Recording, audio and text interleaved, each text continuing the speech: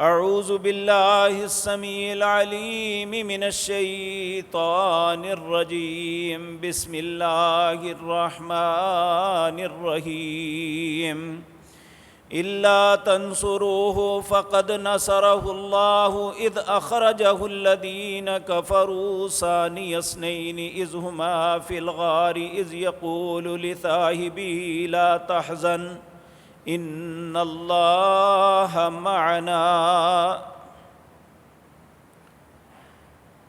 حضرات محترم، جب سے یہ دنیا بنی ہے، جب تک یہ دنیا قائم رہے گی، حق اور باطل ایک دوسرے کے خلاف نبر آزما رہے ہیں اور رہیں گے۔ حق کا طریقہ کار ایک ہے،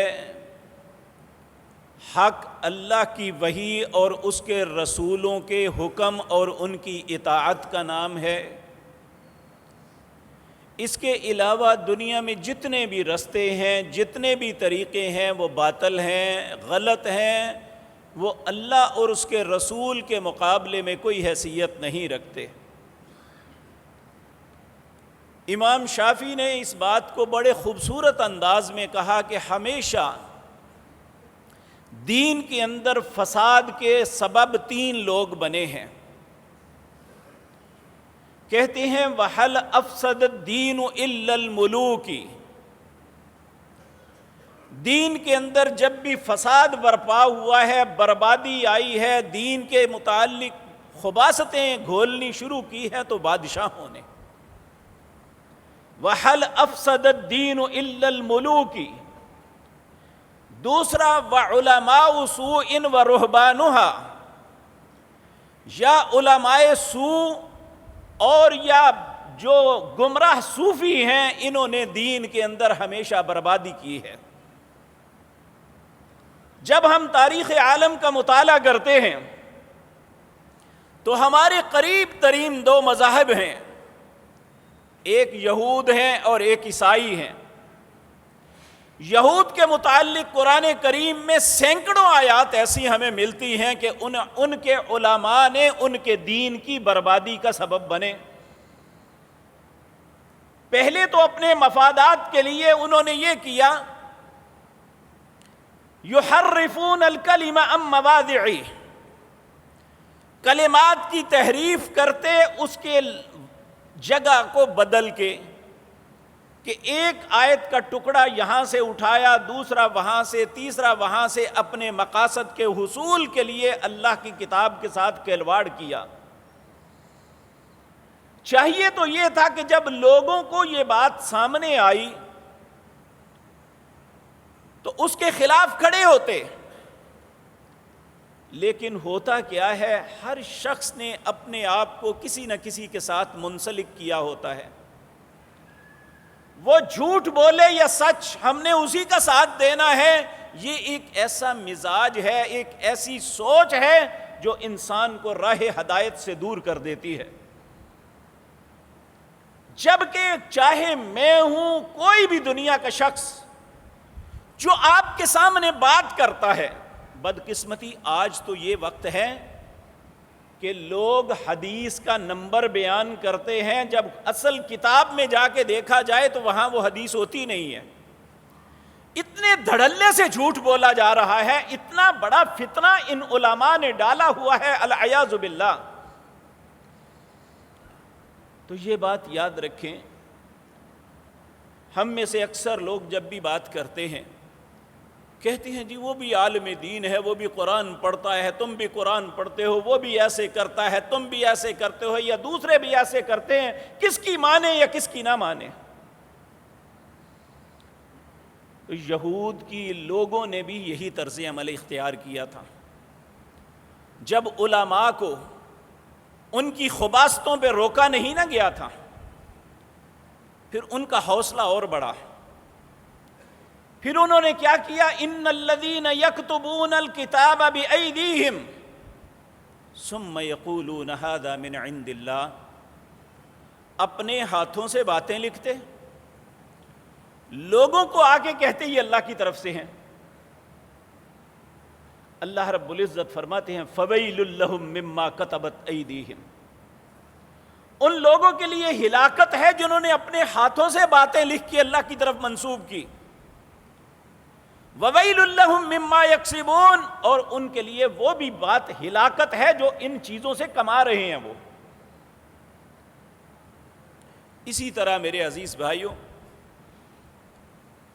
عیسائی ہیں. حضرت عیسیٰ علیہ السلام کی زندگی میں ایک شخص تھا جس کا نام پال تھا. یہ ہمیشہ سیدنا عیسیٰ علیہ السلام کی مخالفت کیا کرتا تھا. جب عیسیٰ علیہ السلام کو اللہ نے اس زمین سے اٹھا لیا، اس وقت عیسیٰ علیہ السلام کے حواریوں میں ایک بہت بڑا نام تھا جن کا نام برنباس تھا.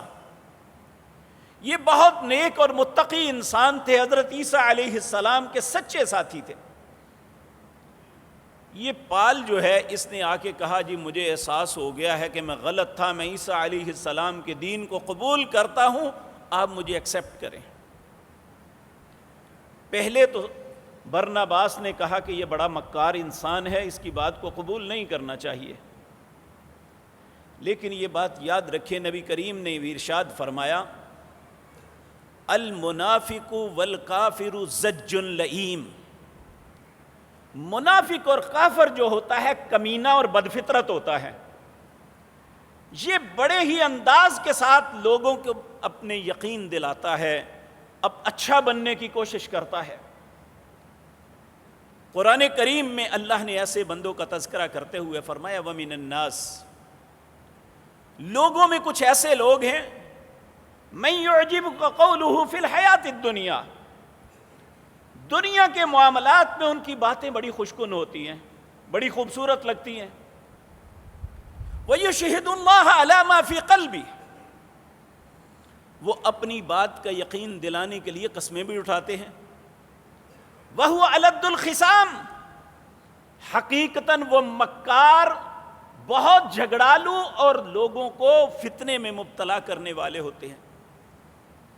وَإِذَا تَوَلَّى سَعَىٰ فِي الْأَرْضِ لِيُفْسِدَ فِيهَا وَيُهْلِكَ الْحَرْثَ وَالنَّسْلَ، جب وہ اپنی نجی میٹنگ میں ہوتے ہیں تو اور کی ساری پلاننگ انسانیت کی بربادی کے لیے، ملکوں کی تباہی کے لیے اور انسانوں کو ہلاک کرنے کے لیے ہوتی ہے. اور ایسا آج بھی ہے. تو میرے عزیز بھائیوں، وہ سینٹ پال نے جب بڑا ہی اصرار کیا تو نبی کریم نے فرمایا ایک مومن آدمی یہ بڑا بھولا بالا اور معصوم ہوتا ہے. جس طرح اس کا اپنا من صاف ہوتا ہے اسی طرح دوسرے کو بھی سمجھ لیتا ہے. جب سینٹ پال نے بڑا یقین دلایا تو برنباس اپنی قوم سے کہنے لگے کوئی بات نہیں، شاید اللہ نے اس کے دل کو موڑ دیا ہو، اس کی بات کو مان لو. یہ شخص دین عیسوی کے اندر داخل ہوا اور پھر لوگوں کے اندر اپنا اعتماد بحال کرنے کے لیے بڑی وزاداری بنائی. اور یہ پہلا بدبخت تھا جنہیں دین عیسوی کے اندر تغیر و تبدل کرنا شروع کیا. یعنی ایسے لوگ پہلے اپنا اعتماد بناتے ہیں، جب لوگوں کے دلوں میں یہ آ جائے یہ بندہ بڑا اچھا ہے جی. آج بھی یہی کچھ ہو رہا ہے کہ بعض لوگوں نے بڑی محنت سے، میں ادھر گیا پھر ادھر گیا پھر ادھر گیا، میں نے حق یہاں پایا. جب حق والے اسے قبول کر لیتے ہیں تو وہ اپنے فتنہ شروع کر دیتا ہے. یہی معاملہ سینٹ پال نے کیا تھا. یہ پرانی واردات ہے جو ہمیشہ کرتے آئے ہیں. تو جب لوگوں نے اس پہ اعتماد کرنا شروع کیا تو اس نے پھر لوگوں کے سامنے اپنی خوابیں بیان کرنی شروع کر دی کہ اللہ نے خواب میں مجھے دکھایا کہ فلاں کام جو عیسیٰ علیہ السلام جس کا حکم دیتے تھے اللہ نے منسوخ کر دیا ہے. لوگ چونکہ اس پہ اب اعتماد کرتے تھے، پھر اس کے بعد برنباس جو ہیں لوگوں کے سامنے بڑا انہوں نے کہا کہ یہ بدبخت انسان اب اپنی آئی پہ آ گیا ہے، لیکن لوگوں نے ان کی بات نہ سنی، اس کے بہکاوے میں آ گئے. تو آج دین عیسوی کا معاملہ یہ ہے کہ پوری دنیا کے اندر ایک شہر نہیں، ایک گاؤں بھی ایسا نہیں ہے جہاں عیسائی کسی ایک بات پہ متفق ہوں. اپنی کتاب پہ متفق نہیں ہیں۔ میں یہ بات آپ کے سامنے عرض کر چکا، 17ویں صدی کے اندر میونخ یونیورسٹی جو جرمنی میں ہے، اس میں ایک ادارہ قائم کیا گیا کہ اللہ نے انجیل اتاری تھی آرامی زبان میں، اب جو قدیم ترین اناجیل ملتی ہیں وہ یونانی زبان میں ہیں۔ انہوں نے کہا اناجیل اکٹھی کی جائیں اور ان کا آپس میں موازنہ کیا جائے۔ آپس میں موازنہ ہوا، 300 اناجیل اکٹھی ہوئی تھی پوری دنیا میں کوشش کے باوجود، جو قدیم ترین اناجیل تھی۔ جب ان کا موازنہ کیا گیا تو ان میں 2 لاکھ لفظوں کا فرق تھا، ان کے اپنے بقول۔ پھر دل میں حسد پیدا ہوا کہ قرآن کے متعلق یہ کیا جائے۔ پھر انہوں نے قرآن کے متعلق کیا اور مختلف زمانوں کے قرآن اکٹھے کیے گئے۔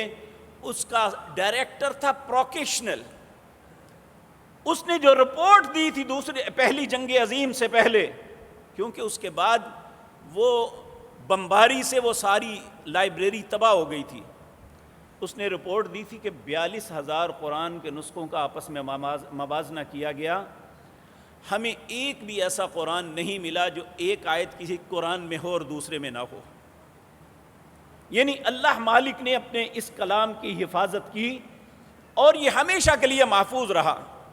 لیکن یہ میں پچھلے جمعے بھی بات عرض کر چکا، سورۃ آل عمران اس کی آیت نمبر 7 اپنے گھروں میں اٹھا کے دیکھنا۔ اللہ رب العزت فرماتے ہیں هو الذی انزل علیک الکتاب، اللہ وہ ذات پاک ہے جس نے اس کتاب کو نازل کیا، منہ آیات محکمات، اس میں کچھ محکم آیتیں ہیں جس کا نہ معنی تبدیل ہو سکتا ہے، نہ اس کی تفسیر غلط ہو سکتی ہے، نہ اس میں کوئی رد و بدل ہو سکتا ہے، نہ اس میں کوئی شک شبہ ڈالا جا سکتا ہے۔ وَأُخَرُ مُتَشَابِهَاتٌ، انسان کی آزمائش کے لیے اللہ نے کچھ متشابہات رکھی ہیں۔ فَأَمَّا الَّذِينَ فِي قُلُوبِهِمْ زَيْغٌ، اللہ فرماتے ہیں جن کے دلوں میں ٹیڑھا پن ہے، فَيَتَّبِعُونَ مَا تَشَابَهَ، وہ ہمیشہ متشابہات کے پیچھے چلتے ہیں، محکم کو چھوڑ کے متشابہات کے پیچھے چلتے ہیں۔ فَيَتَّبِعُونَ مَا تَشَابَهَ، کیوں چلتے ہیں؟ مِنْهُ ابْتِغَاءَ الْفِتْنَةِ، ان کا مقصد ہی فتنہ ڈالنا ہوتا ہے۔ وَابْتِغَاءَ تَأْوِيلِهِ، اور اس کی غلط تعویل کرتے ہیں، اپنی مرضی کے مطابق تعویل کرتے ہیں، کسی چیز کو اپنے لفظوں میں معنی بیان کرنا۔ اللہ فرماتے ہیں وَمَا يَعْلَمُ تَأْوِيلَهُ إِلَّا اللَّهُ، جبکہ اس کی تعویل اللہ کے علاوہ جانتا ہی کوئی نہیں ہے۔ وَالرَّاسِخُونَ فِي الْعِلْمِ، جو راسخ علم والے ہیں، یقولون آمنا به کل من عند ربنا، جب ایسی آیات آتی ہیں تو وہ کہتے ہیں یہ اللہ کی طرف سے ہیں، جو اللہ نے بیان کیا ہم اس پہ ایمان لاتے ہیں، ہم اس کی اپنے پاس سے کوئی تعویل نہیں کرتے۔ اب مثال کے طور پہ الرحمن علی العرش استوى، رحمان عرش پہ مستوی ہے۔ اب ہمارے علماء اتنے آگے یعنی بڑھ گئے ہیں تو کہتے ہیں کس طرح کہ اللہ کرسی پہ بیٹھا ہوا ہے؟ اللہ کہتے ہیں فلا تضربوا للہ الامثال، اللہ کے متعلق کبھی کوئی مثال نہ بیان کرنا کہ اللہ اس طرح ہوں گے، اللہ اس طرح بیٹھی ہے۔ اللہ مستوی عرش ہیں، کس طرح ہیں؟ جس طرح ان کی شان کے لائق ہے، اس کے متعلق ہم کوئی بات تعویل نہیں کر سکتے۔ لیکن بدقسمتی یہ ہے کہ ہمارے علماء یہ سب کچھ کرتے ہیں۔ ایک دفعہ حج کے موقع پر ایک عرب عالم دین اس مسجد میں درس دینے کے لیے آیا، اس کا اردو ترجمہ ہو رہا تھا، کراچی کا ایک عالم۔ اللہ کے ہاتھ کا تذکرہ ہوا تو وہ اپنے ہاتھ کو ایسے ایسے کر کے کہتا ہے کہ اللہ کا ہاتھ کیسا ہے جی بتائیں مجھے۔ اس نے بڑے پیار سے کہا کہ امام مالک کے سامنے ایسی ہی ایک شخص نے کہا تو انہوں نے کہا کہ اس شخص کو مسجد سے نکال دو، یہ زندیق ہے، یہ اللہ کے متعلق مثال بیان کر رہا ہے۔ جب اللہ نے کہا فلا تضربوا للہ الامثال، اللہ کے متعلق کبھی کوئی مثال نہ بیان کرنا کہ اللہ ایسے ہوں گے، اللہ ایسے بیٹھے ہوں گے، اللہ ایسے کھڑے ہوں گے، اللہ ایسے دیکھتے ہوں گے، جیسے اس کی شان کے لائق ہے وہ کرتے ہیں۔ لیکن یہ ساری متشابہات کے پیچھے چلتے ہیں۔ اسی لیے اللہ نے آگے حکمن فرمایا، یہ میرے اور آپ کے لیے بڑی اہم بات ہے، کیونکہ آج سوشل میڈیا جہاں اس کے فوائد بہت سے ہیں، اس نے امت کے اندر بہت سے فتنے بھی داخل کیے ہیں۔ اللہ رب العزت نے ہر اہل ایمان کو یہ حکم دیا کہ ہمیشہ مجھ سے یہ دعا مانگا کرو، ربنا لا تزغ قلوبنا بعد اذ ہدیتنا وہب لنا من لدنک رحمہ انک انت الوہاب۔ اے اللہ، ربنا، اے میرے رب، لا تزغ قلوبنا، میرے دل کو ٹیڑھا نہ کر دینا، بعد اذ ہدیتنا، ہدایت دینے کے بعد، وہب لنا من لدنک رحمہ، اے اللہ تو اپنی رحمت کے ساتھ میرے دل کو ہدایت کے اوپر ہی جمائے رکھنا، انک انت الوہاب، بے شک تو ہی اے اللہ یہ معاملہ کر سکتا ہے۔ نبی کریم صلی اللہ علیہ وسلم نے فرمایا، اے اہل ایمان، یہ بات یاد رکھو، ابن آدم کا دل اللہ کی 2 انگلیوں کے درمیان ہے، جیسے چاہے پھیر دے، اس لیے اللہ سے التجا کیا کرو، یا مصرف القلوب صرف قلوبنا علی دینک، اے دلوں کو پھیرنے والے، میرے دل کو اپنے دین کی طرف پھیر لے، یا مثبت القلوب ثبت قلوبنا علی طاعتک، اے دلوں کو جمع دینے والے، میرے دل کو اپنی فرما برداری پہ جمع دے۔ اور ایسے ہی موقع پر جس کیفیت سے میں اور آپ گزر رہے ہیں، ہر شخص کنفیوز ہے، اسے پتہ نہیں چلتا کہ کس کی بات مانیں کس کی چھوڑیں، ہر شخص بڑے کانفیڈنس سے بات کر رہا ہے، تو میرے بھائیوں ممکن ہے میں آپ کو مس گائیڈ کر رہا ہوں، یا میرا کوئی اور بھائی ایسا کر رہا ہے۔ ایسے حالات میں نبی کریم نے ایک دعا سکھائی، آپ نے فرمایا جب انسان کنفیوز ہو جائے، اسے حق اور باطل کا پتہ نہ چلے، تو اس وقت تمہیں اسے اللہ سے یہ دعا کرنی چاہیے، اللہم ارنا الحق حقا وارزقنا اتباعا وارنا الباطل باطلا وارزقنا اجتنابا ولا نلتبس علینا۔ اے میرے اللہ، حق مجھے اس طرح دکھا دے، مجھے پتہ چل جائے یہ حق ہے، اے اللہ اس کی اتباع کی توفیق عطا فرمانا، وَأَرِنَا الْبَاطِلَ بَاطِلًا وَارْزُقْنَا اجْتِنَابًا، اے اللہ باطل مجھے اس طرح دکھا دے مجھے پتہ چل جائے یہ جھوٹ ہے، اے اللہ اس سے بچنے کی توفیق دینا، وَلَا نَلْتَبِسُ عَلَيْنَا، اے اللہ حق اور باطل مجھ پہ خلط ملط نہ کر دینا، یعنی مجھے کنفیوز نہ زندگی میں کرنا، مجھے پتہ ہی نہ چلے کون سچ بولتا ہے کون جھوٹ بولتا ہے۔ یہ کسی انسان کی بد نصیبی ہوتی ہے، وگرنہ جب انسان اخلاص کے ساتھ اللہ سے یہ التجا کرتا ہے، اہدنا الصراط المستقیم، تو یقیناً اللہ سیدھی رستہ دکھا دیتا ہے۔ جب ہم اپنے دل میں یہ رکھیں گے بات میں نے فلاں ہی کی ماننی ہے، تو پھر ہمیں حق نہیں ملے گا۔ تو میرے عزیز بھائیو، یہ ساری باتیں ذہن میں رکھ کے اس ہفتے اکثر نوجوانوں نے مجھ سے ایک سوال کیا، ٹیلی فون پہ بھی، سامنے بھی، اور یہ ایک بدبخت انسان ہے جو بظاہر یہ اپنے آپ کو سمجھتا ہے کہ میں نے سارے علماء کی کمر لگا دی، میں بڑا زبان کا تیز ترار ہوں، میرے سامنے کوئی ٹھہر نہیں سکتا۔ مسلمہ کذاب کا بھی یہی دعویٰ تھا، یہی دعویٰ اس کا تھا، اور جہمیہ میں جس نے وہ فتنہ ڈالا تھا اس کا بھی یہی دعویٰ تھا، کائنات میں مجھ جیسا عالم کوئی نہیں ہے، جبکہ اللہ نے قرآن میں کہا وَفَوْقَ كُلِّ ذِي عِلْمٍ عَلِيمٍ، اللہ نے ہر علم والے کے اوپر ایک علم والا رکھا ہے، سب سے بڑا علم اللہ کے پاس ہے، اور جو اللہ نے علم دیا ہے اس علم کا مقابلہ کوئی نہیں کر سکتا۔ وہ علم کیا ہے؟ جو اللہ نے اپنے حبیب کریم جناب محمد الرسول اللہ پہ نازل کیا۔ اور یہ بھی بات یاد رکھیں، یہ نبی کریم کا فرمان ہے، میرا سارا علم ایک سینے میں اکٹھا نہیں ہو سکتا۔ میں آپ کے سامنے یہ بات عرض کی تھی کہ اس 15 صدیوں کے اندر جو منفرد نام ہیں، جو اپنے وقت کے بہت بڑے عالم تھے، ان میں ایک امام مالک بن انس ہیں، جو مدینہ منورہ میں 40 سال تک مصلی رسول پہ نماز بھی پڑھائی، ممبر رسول پہ خطبہ دیا، حدیث رسول صلی اللہ علیہ وسلم کا درس بھی دیا، یہ وہ شخصیت ہیں جن کے پاس ہارون رشید آیا، عراق سے، بغداد سے چل کے آیا، بنو عباس کا یہ بہت بڑا خلیفہ، آ کے عرض کی اے امام وقت، آپ کی کتاب ہے موطا امام مالک، عالم اسلام میں بطور قانون نافذ کرنا چاہتا ہوں، مجھے اجازت مرحمت فرمائیے۔ امام ہم جیسا مولوی ہوتا نا، کہتا جی دنیا میں سب سے بڑی بات مجھے مل گئی، میری کتاب اور بطور قانون نافذ ہو، اس سے بہتر بات کیا ہو سکتی ہے؟ نہیں، یہ بڑے لوگ تھے، یہ بہت بڑے لوگ تھے۔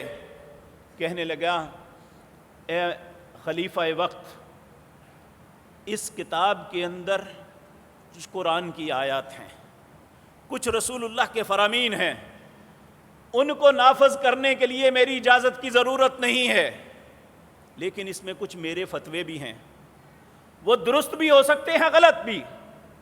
اللہ کی قسم، جس کے قبضے میں مالک بن انس کی جان ہے، دنیا کے ہر بندے سے غلطی ہو سکتی ہے، اگر نہیں غلطی ہو سکتی تو وہ اس قبر والے کی اشارہ کیا پیارے نبی جناب محمد الرسول اللہ کی قبر مطہرہ کی طرف، کہا اگر نہیں غلطی ہو سکتی، اگر بات نہیں غلط ہو سکتی تو صرف جناب محمد الرسول اللہ کی ذات ہے، ہماری بات درست بھی ہو سکتی ہے، غلط بھی ہو سکتی ہے۔ ایک شخص یہ کہے کہ جو میری زبان سے نکلتا ہے وہ درست ہے، تو یہ کس بات کا دعویٰ کر رہا ہے؟ کس بات کی دعوت لوگوں کو دے رہا ہے؟ سیدنا عمر رضی اللہ تعالی عنہ نے کہا جو شخص اپنے آپ کو عالم کہتا ہے واللہ وہ جاہل ہے، اور جو اپنے آپ کو، جتنے بڑے علماء ہیں، یہی امام مالک رحمۃ اللہ علیہ، مصر سے ایک شخص آیا، آ کے عرض کی اے امام وقت، کچھ مسائل کو پوچھنے کے لیے حاضر ہوا ہوں۔ ایک لسٹ بنائی ہوئی تھی، یہ مسئلہ، یہ مسئلہ، یہ مسئلہ، یہ مسئلہ۔ آپ نے وہ لسٹ دیکھی، کچھ باتوں کا اسے جواب دیا، کچھ باتوں پہ کراس لگا دیا۔ وہ کہنے لگا اتنے بڑے امام ہیں، اتنا بڑا نام ہے، آپ کہتے ہیں میں، ان کا جواب نہیں ہے۔ دو وجوہات ہوتی ہیں اچھے علماء، ایک تو یہ وہ سوال اس قابل نہیں ہوتا کہ اس کا جواب دیا جائے، وہ کہتے ہیں مجھے نہیں پتا۔ امام بخاری رحمۃ اللہ علیہ کے ساتھ ہوا تھا نا، لوگوں نے حدیث کو کتر بتر کے پیش کیا، سند کسی کی لگائی، آگے ایک متن کچھ کسی کا پڑھا، آدھا متن دوسری حدیث کا پڑھا، آپ کہنے لگے لا ادری، دوسرے نے پڑھا، آپ نے فرمایا لا ادری، میں نہیں جانتا، میں نہیں جانتا۔ تو لوگ کہنے لگے یار بڑا وڈا عالم بندا سی تے اج تے کسے گل دا پتہ ہی نہیں، لیکن جو جانتے تھے وہ سمجھ گئے، وہ کہنے لگے یہ بات نہیں ہے، تمہاری بے وقوفی کے متعلق وہ کہتا ہے مجھے علم ہی نہیں ہے۔ یہ بعض اوقات علماء جو اچھے علماء ہیں، اللہ ہمیں بھی ان کے رستے پہ چلا دے، وہ جو ہیں اس سوال کو اس قابل نہیں سمجھتے کہ اس کا جواب دیا جائے، کیونکہ وہ سائل کی بات ہی غلط ہوتی ہے۔ اور بعض سوالات ایسے ہوتے ہیں کہ ذہن میں نہیں ہوتے یا اس وقت ان کا احساس نہیں ہوتا۔ امام مالک نے کہا کہ بھائی مجھے ان کا پتہ نہیں ہے۔ کہنے لگا اتنا بڑا آدمی، مصر سے میں آیا ہوں، آپ کہتے ہیں مجھے پتہ ہی نہیں ہے۔ آپ نے فرمایا جاؤ مدینے کی گلیوں میں جا کے اعلان کر دو مالک بن انس کو اس کا بھی نہیں پتہ، اس کا بھی نہیں پتہ، اس کا بھی نہیں پتہ، لوگ میری جہالت سے بچ جائیں۔ یہ بڑے لوگوں کی بات ہے، جو کمینے اور بدفطرت چھوٹے برتن ہوتے ہیں، وہ کہتے ہیں کہ مجھے سب کچھ پتہ ہے، جو میں جانتا ہوں وہ کوئی نہیں جانتا۔ حالانکہ اللہ کے ایک نبی نے بات کی تھی، سورۃ کہف پڑھی ہے آپ نے، اکثر لوگوں نے اس کی تلاوت کی ہوگی۔ موسیٰ علیہ السلام سے بھی یہی بات ہوئی تھی نا، کہ ایک نے پوچھا دنیا میں سب سے بڑا عالم کون ہے؟ انہوں نے کہا میں، لیکن اللہ رب العزت نے خضر کو بھیج کے یہ بتلایا کہ نہیں، وفوق کل ذی علم علیم، ہر علم والے کے اوپر علم والا ہے، صرف اللہ کی ذات ایسی ہے جس کے اوپر کوئی علم والا نہیں۔ لیکن جو کچھ ہمارے پاس ہے نا، جتنے ہم طالب علم ہیں، جتنے ہمارے اسلاف علماء تھے، یہ سارے کے سارے، ان کا سارا علم بھی ملا لیا جائے تو اللہ کہتے ہیں وما اوتیتم من العلم الا قلیلا، میں نے تمہیں بہت تھوڑا دیا ہوا ہے، تمہارے پاس کچھ بھی نہیں جو اللہ کے پاس ہے۔ تو پھر اللہ کا علم کامل ہے، اسی کی بات درست ہے۔ تو جب کوئی شخص اللہ کو جھٹلانا شروع کر دے، کیا ہم اسے عالم دین کہیں گے؟ کوئی شخص رسول اللہ کو کہیں کہ انہوں نے غلط کہا تھا، کیا ہم اسے عالم دین کہیں گے؟ یہ ساری باتیں عرض کرنے کا مقصد، جس طرح میں نے عرض کیا، ہر نوجوان مجھ سے سوال کرتا ہے، جی آل بیت بہتر ہیں یا صحابہ بہتر ہیں؟ آل بیت یعنی سیدنا حسن حسین، سیدنا علی فاطمہ، کیا یہ بہتر ہیں یا صحابہ بہتر ہیں؟ یہ ایک فتنہ، ایک دانہ ڈالا ہے امت میں افتراق ڈالنے کے لیے ایک بد نصیب بدبخت نے، نوجوانوں نے قبول کر لیا۔ اگر انسان صرف محبت اور عقیدت کی بنیاد پہ سوچے تو یہی ذہن میں آتا ہے کہ رسول اللہ اور ان کی آل سب سے بہتر ہے، لیکن اگر اللہ اور اس کے رسول کی بات کی طرف جائیں تو پھر ہمیں کچھ اور کہنا پڑتا ہے۔ آپ دیکھیں کہ اگر رسول اللہ نے فرمایا کہ یہ بات فلاں اس طرح ہے، تو ایک شخص محبت اور عقیدت کی بنیاد پہ دوسری بات کرے تو میں محبت اور عقیدت کے پیچھے، اس کے پیچھے چل پڑوں تو پھر رسول اللہ کو جھٹلاؤں گا نا۔ آپ دیکھیں ہر شخص باغ فدق کے متعلق بات سنتا ہے، واقعتاً سیدہ فاطمہ رضی اللہ تعالی عنہا اور جناب سیدنا عباس رضی اللہ تعالی عنہ، نبی کریم چچائے محترم، یہ دونوں آئے تھے کہ یہ رسول اللہ صلی اللہ علیہ وسلم باغ فدق آپ کا ہے، جو مال فے کے اندر ہے، ہمیں ہمارا حصہ دیا جائے۔ تو سیدنا ابو بکر نے کیا کہا تھا؟ تمہارا حصہ نہیں دینا؟ آپ نے کہا تھا مجھے رسول اللہ نے حکم دیا تھا کہ ہمارا جو مال ہوتا ہے وہ صدقہ ہے، ہمارا مال وراثت نہیں ہوتی کسی کی۔ اگر رسول اللہ نے اپنی وراثت کو تقسیم کرنے کا حکم دیا ہوتا تو میں کبھی آڑے نہ آتا، لیکن آقا علیہ السلام کا حکم ہے۔ ہاں یہ فرمایا آپ نے کہ آل بیت کو اس کی جتنی اناج یا جتنی اس کی چیز آئے گی اس میں سے ان کے اخراجات ادا کیے جائیں گے۔ کیا سیدنا ابو بکر نے آل بیت کے اخراجات مال فے سے ادا نہیں کیے؟ باغ فدق کی آمدن جو ہے یہ آل بیت میں خرچ نہیں ہوتی رہی؟ تو اگر انہوں نے وہ مال ان کی ملکیت میں نہیں دیا تو رسول اللہ کے حکم کی وجہ سے نہیں دیا۔ آج اگر ہم یہ کہیں کہ انہوں نے ان کا حق مارا تھا، چلو ابو بکر نے بھی حق مار لیا، عمر نے بھی حق مار لیا، عثمان نے بھی مار لیا، سیدنا علی خلیفہ بنے تھے، سیدنا حسن 7 مہینہ تک خلیفہ رہے تھے، کیا انہوں نے یہ حق لے لیا تھا؟ انہوں نے دے دیا تھا اپنے بچوں کو حق؟ اگر یہ ان کا تھا، وہ بھی پابند تھے رسول اللہ کے حکموں کے۔ بدقسمتی یہ ہے کہ انہوں نے تو رسول اللہ کے حکم کی اطاعت میں یہ بات مان لی، لیکن آج کا مولوی یا آج کا کوئی اسکالر وہ اس بات کو تسلیم کرنے کے لیے تیار نہیں ہے۔ یہ بات کس کی تھی؟ رسول اللہ کی تھی۔ تو میرے عزیز بھائیو، اسی طرح آل بیت، ان کی عزت، ان کی حرمت، ان کی عزت عظمت یہ اپنی جگہ ہے، لیکن جو فضیلت اللہ نے سیدنا ابو بکر کو دی تھی وہ ان میں سے کسی کے پاس نہیں ہے۔ بے شک وہ رسول اللہ کے رشتہ دار تھے۔ میں نے یہ حدیث آپ کے سامنے پچھلے جمعے پڑھی تھی۔ نبی کریم صلی اللہ علیہ وسلم نے فرمایا، اللہ رب العزت نے جب اس مخلوق کو بنانے کا ارادہ کیا تو جن لوگوں کو پیدا کرنا تھا اللہ نے ان کے دلوں کو نظر ڈالی۔ جس شخصیت کا دل سب سے زیادہ قلب سلیم تھا، اللہ نے انہیں اپنے آخری نبی ہونے کا شرف عطا فرمایا، یعنی جناب محمد الرسول اللہ کا دل سب سے بہترین تھا۔ پھر کہا اللہ نے پھر اپنی مخلوق کے دلوں پہ نظر ڈالی تو جو دل سب سے بہتر تھے اللہ نے انہیں اپنے نبی کا ساتھی اور وزیر بنایا۔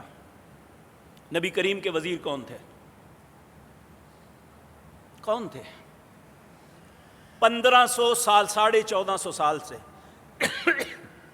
امت اس بات کے متفق ہے، ان لوگوں کو چھوڑ دیں جن کی زندگی کا مقصد ہی ان پاک باز لوگوں پہ تبرہ کرنا ہے، اور ان کے بنیادی عقیدے میں ایک عقیدہ ہے تولا اور تبرہ، اس کے بغیر ان کا ایمان مکمل نہیں ہوتا، یا جو بھی انہوں نے اپنے ایمان کا تصور بنایا ہوا ہے مکمل نہیں ہوتا، ان کی بات نہیں ہے۔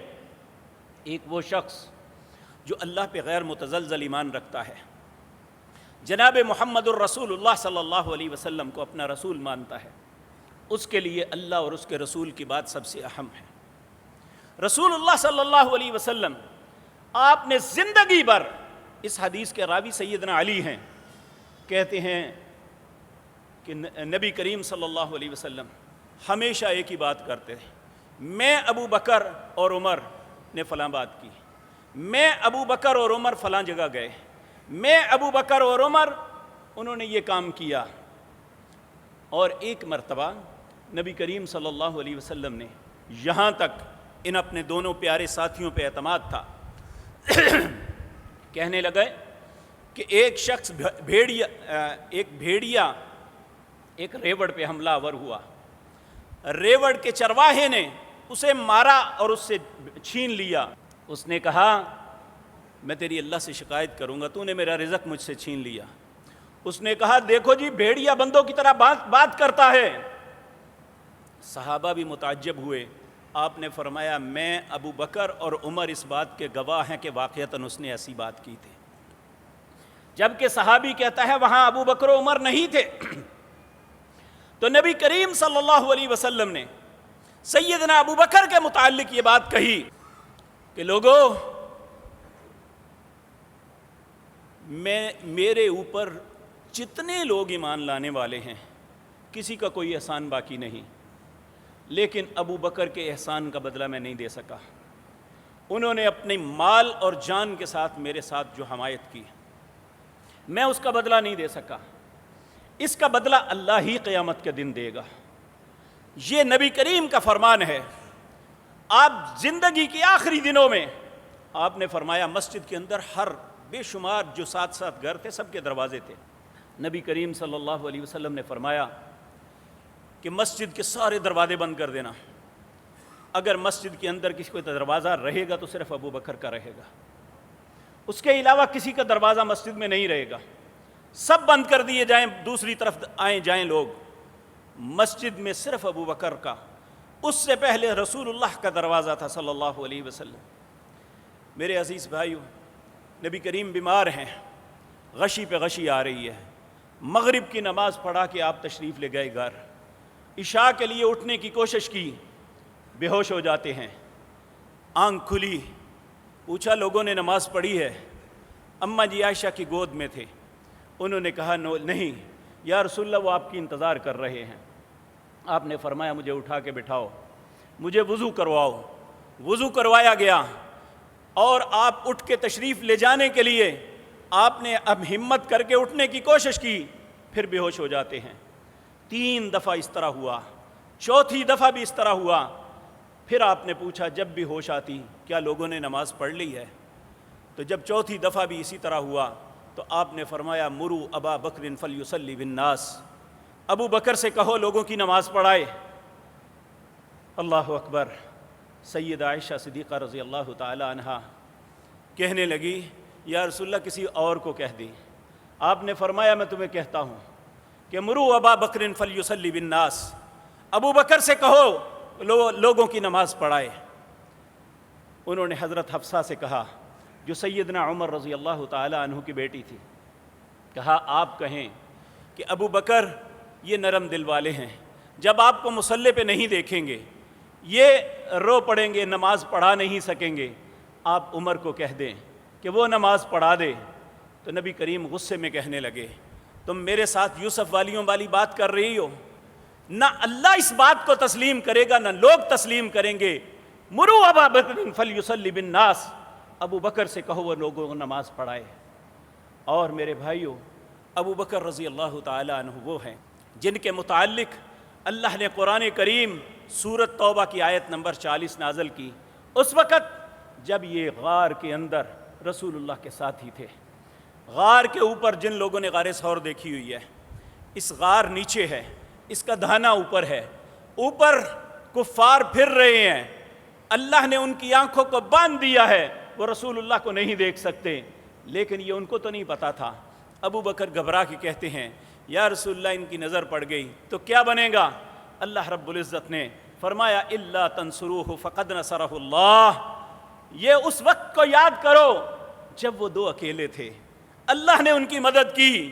اذ اخرجہ الذین کفروا، جب کافروں نے انہیں نکال دیا، وہ غار کے اندر تھے، ثانی اثنین، جب دونوں میں سے دوسرا اس نے کہا کہ کیا ہوگا؟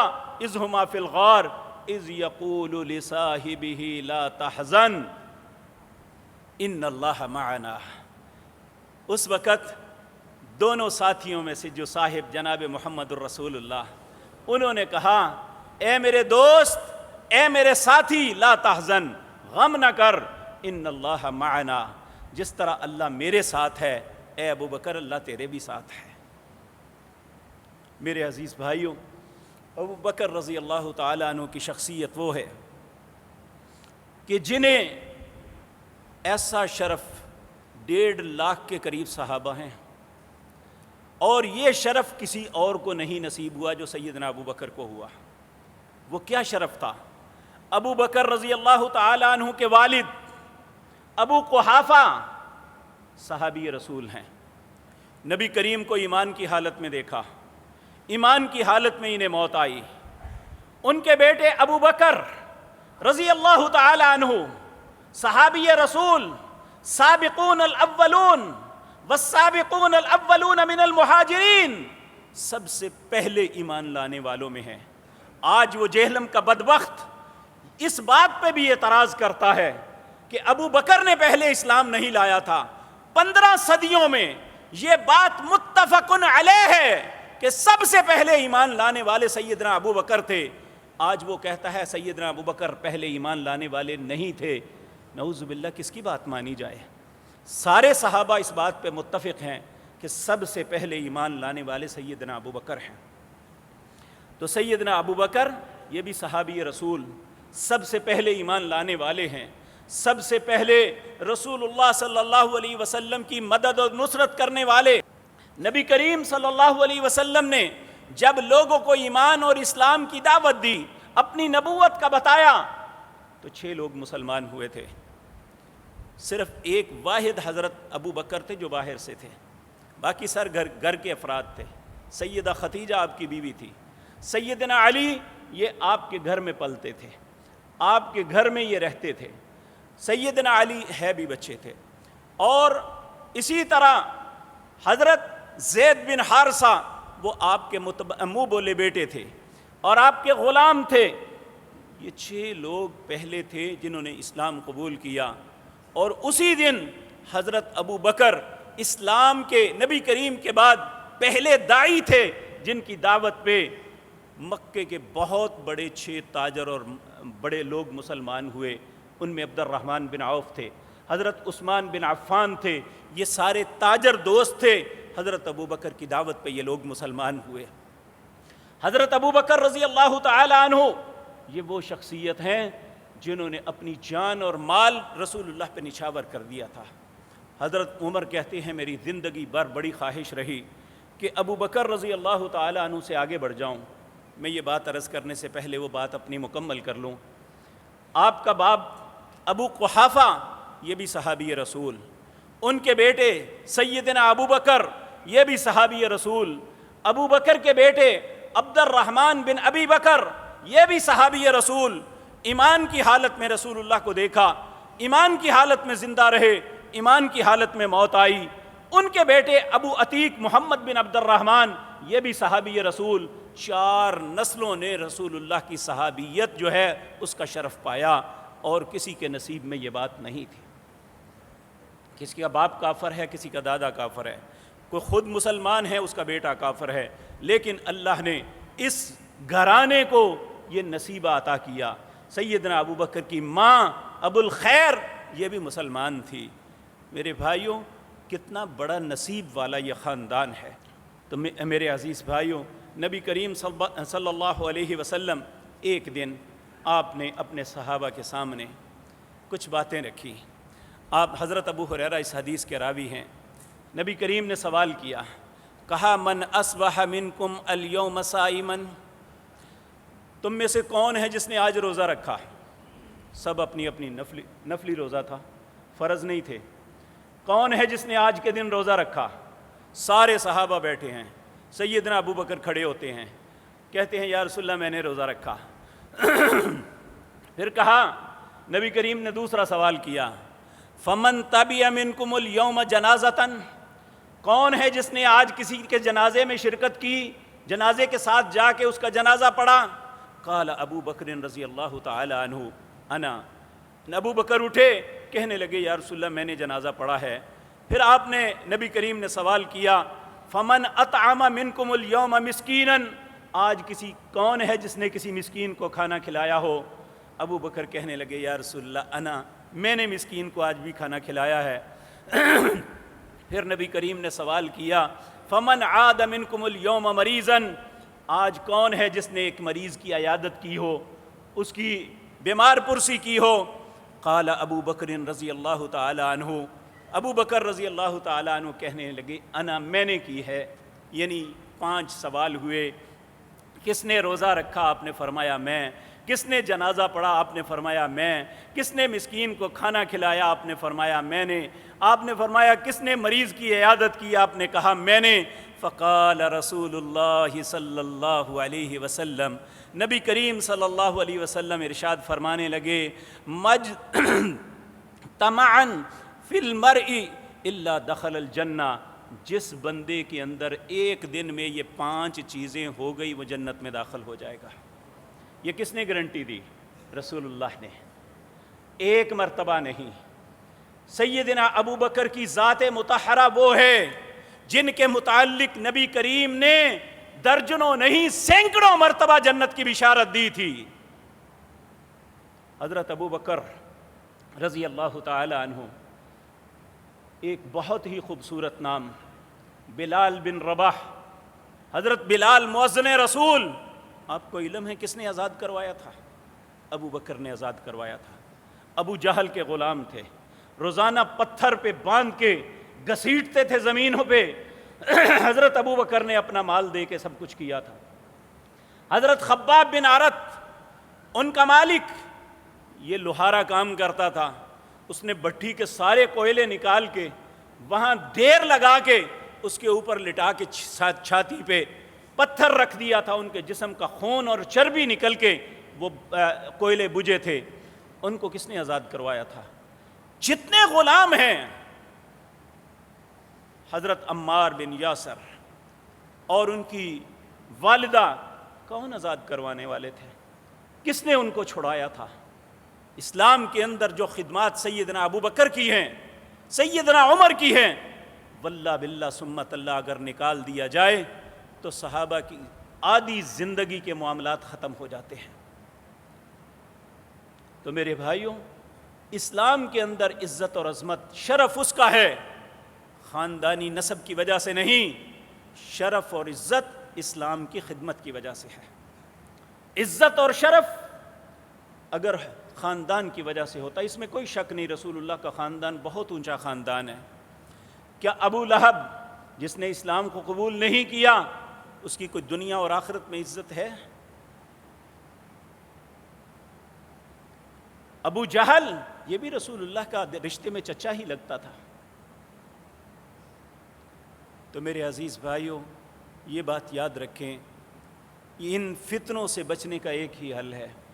ایک تو اللہ سے دعا کریں جو میں نے پہلے عرض کری, اللہم ارنا الحق حقا وارزقنا اتباعا. اے اللہ حق مجھے اس طرح دکھا کہ مجھے پتہ چل جائے یہ سچ ہے. اے اللہ اس حق کی اتباع کی توفیق عطا فرمانا. وارنا الباطل باطلا وارزقنا اجتنابا. اے اللہ باطل اس طرح دکھا دے کہ مجھے پتہ چل جائے یہ غلط ہے, پھر اس سے بچنے کی توفیق دینا. ولا نلتبس علینا, ہم انسان ایک دوسرے کو مس گائیڈ کر سکتے ہیں, اللہ مس گائیڈ نہیں کرے گا. اللہ وہی بات اسی طرف رہنمائی کرے گا جو واقعتاً حق ہے. حق وہی ہے جو اللہ نے نازل کیا, حق وہی ہے جس جو رسول اللہ نے بتایا. اور پھر یہ بھی بات یاد رکھیں, بعض اوقات بعض باتیں ایسی ہوتی ہیں جو کسی خاص موقع پر کہی جاتی ہیں. دیکھیں نبی کریم صلی اللہ علیہ وسلم امت کے روحانی باپ بھی تھے اور امت کے معلم بھی تھے. معلم جو ہے اپنے اسٹوڈنٹ کو ڈانٹ دے تو کوئی غصے والی بات نہیں ہوتی. باپ اپنی اولاد کو ڈانٹ دے غصے والی بات نہیں ہوتی. تو ان کی ڈانٹ کو بنیاد بنا کے کسی شخص پہ طعن و تشنیع کرنی، کس بنیاد پہ انہوں نے ڈانٹا تھا، کس بنیاد پہ انہوں نے یہ بات کہی تھی؟ محدثین نے سب کچھ بیان کیا، لیکن آج کے ہمارے بھولے نوجوان وہ کہتے ہیں جی میں نے حدیث پڑھی تھی واقعتاً رسول اللہ نے انہیں ڈانٹا تھا. بھائی وہ معلم تھے، انہوں نے ڈانٹا.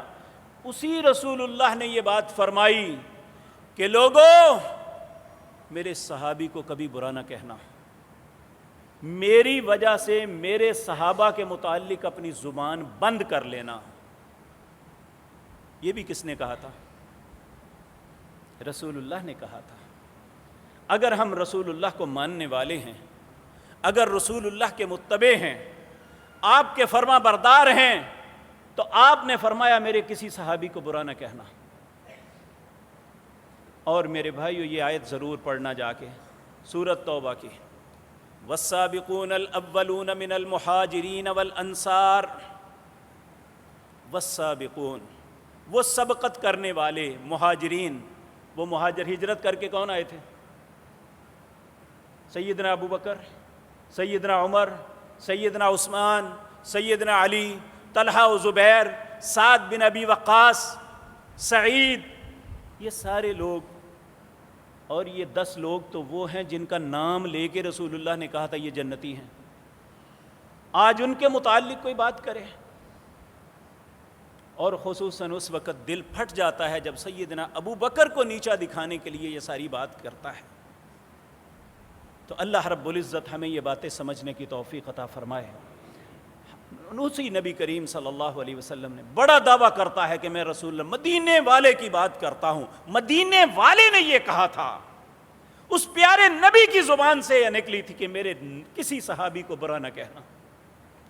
میری وجہ سے اپنی زبانوں کو میرے صحابہ کے متعلق بند کر لینا. کیا ہمیں اپنے رسول کا لحاظ نہیں ہے؟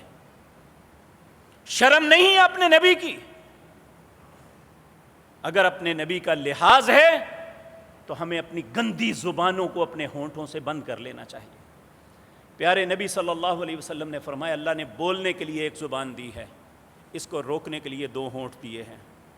اگر تو یہ اچھا بولتی ہے تو فبیہا، وگرنہ دونوں ہونٹوں سے روک لو، یہی زبان تمہاری بربادی کا سبب بن جائے گی. تو اللہ رب العزت نبی کریم کے ساتھیوں کے متعلق ہمارے دلوں میں بغض نہ رکھے. سورۃ حشر میں فوت شدگان کے لیے جب دعا مانگتے ہیں سب سے پیاری اور اہم دعا کیا ہے؟ ربنا اغفر لنا وَلِإِخْوَانِنَا الَّذِينَ سَبَقُونَا بِالْإِيمَانِ وَلَا تَجْعَلْ فِي قُلُوبِنَا غِلًّا لِّلَّذِينَ آمَنُوا رَبَّنَا إِنَّكَ رَءُوفٌ رَحِيمٌ. سورۃ حشر ہے.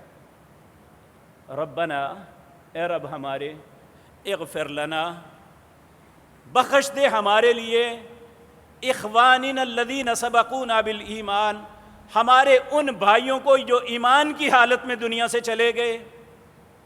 ولا تجعل فی قلوبنا غلا للذین آمنوا، اے اللہ ایمانداروں کے متعلق ہمارے دل میں قدورت نہ بنانا.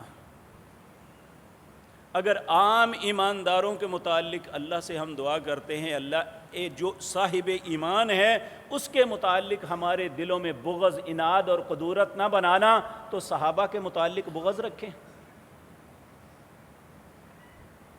ربنا اغفر، یہ ان آیتوں کو اپنے گھروں میں جا کے پڑھا کریں، اللہ کے واسطے پڑھا کریں. یہ ساری باتیں ذہن میں رکھ کے پھر کسی کی بات مانیں. اگر آپ کو واقعتاً وہ رسول اللہ کا فرمان لگے تو ضرور تسلیم کریں. ایک بات بڑی اچھالی جاتی ہے، حضرت عمار بن یاسر کے متعلق نبی کریم نے فرمایا اسے باغی گروہ قتل کرے گا. کیا کوئی دنیا کا بندہ بتا سکتا ہے عمار بن یاسر کو کس نے شہید کیا تھا؟ حضرت علی کے زمانے میں تو دونوں طرف وہ فتنہ پرور لوگ تھے جو دونوں طرف داخل ہو کے دونوں کو لڑانا چاہتے تھے. کیا جنگ جمل کے رزلٹ کے بعد جب اس بات پہ تحقیق ہوئی تھی تو یہ بات نہیں آئی تھی کہ ان کا تو آپس میں کلیش نہیں، صلح ہو گئی تھی، لیکن رات کے اندھیرے میں ان فتنہ پرور لوگوں نے جو مسلمانوں کو امن سے نہیں رہنا دینا چاہتے تھے، انہوں نے ادھر سے بھی تیر مارے، ادھر سے بھی مارے، اور انہوں نے سمجھا انہوں نے حملہ کیا، انہوں نے سمجھا انہوں نے حملہ کیا، اور یہ جنگ کروا دی۔ ان بدبختوں میں سے کسی نے قتل کیا ہوگا۔ دیکھیں حضرت علی رضی اللہ تعالی عنہ، آپ کو شہید کرنے والا کون تھا؟ عبد الرحمن بن ابی ملجم۔ یہ جنگ جمل میں حضرت علی کا فوجی تھا، جنگ صفین میں بھی تھا، اور جب حضرت علی رضی اللہ تعالی عنہ نے وہ سٹرکٹ فیصلہ لیا تھا کہ وہ خون عثمان کا بدلہ لینا چاہیے، تو اس نے سیدنا علی کو ہی شہید کر دیا۔ تو میرے پیارے بھائیو، وہ فتنہ پرور لوگ تھے، صحابہ فتنہ پرور نہیں تھے۔ اور حضرت علی رضی اللہ تعالیٰ عنہ کے مقابلے میں جو لوگ آئے تھے، وہ مقابلے کے لیے نہیں، مطالبہ لے کے آئے تھے حکومت کے سامنے کہ حضرت عثمان کو ظلماً شہید کیا گیا ہے، اس نے خون کا بدلہ لیا جائے۔ وہ حضرت علی کی خلافت کو چیلنج کرنے کے لیے نہیں نکلے تھے۔ تو اللہ رب العزت، یہ باتیں ساری ایسی ہیں کہ دل دکھ جاتا ہے کہ ان کے متعلق ایسی باتیں کی جاتی ہیں جنہیں اللہ نے سرٹیفکیٹ دیا تھا، اولئک حزب اللہ الا ان حزب اللہ هم المفلحون۔ لوگوں، یہی تو اللہ کا گروہ تھا، اللہ کا گروہ ہی کامیاب ہونے والا ہے۔ ہم دعا کرتے ہیں، اے اللہ ان کے قدموں میں ہی ہمیں جگہ دے دینا۔ اللہ رب العزت ہم پہ رحم فرمائے، ہمیں سمجھ عطا فرمائے، ایسے پاک باز لوگوں کے متعلق ہمارے دلوں کی قدورتوں کو ختم فرما دے۔ اور یقین جانیے، اللہ رب العزت نے اس قرآن کریم کی آیت میں فرمایا، والسابقون الاولون من المہاجرین والانصار والذین اتبعوہم باحسان، قیامت تک جو ان کی اتباع کریں گے اچھے کاموں میں، رضی اللہ عنہم ورضوا عنہ، اللہ ان پہ راضی ہے، وہ اللہ پہ راضی ہوں گے۔